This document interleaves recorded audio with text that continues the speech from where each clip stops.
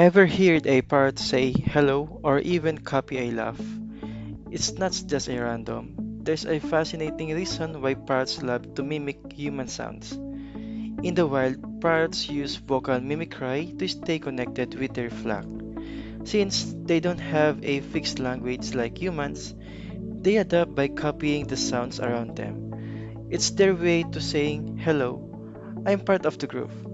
But when parrots live with humans, they start copying our sounds instead, from words to laughter, even phone ringtones, because to them, you're their new family. Here's a challenge. Just like parrots, copy sounds to feel connected. Copy this action right now. Hit the subscribe button and join our flock. Miss it, and well, you might not hear a parrot talk to you in real life. Now, here's a fun question.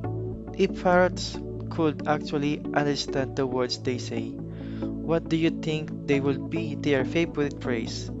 Drop your best guess in the comments.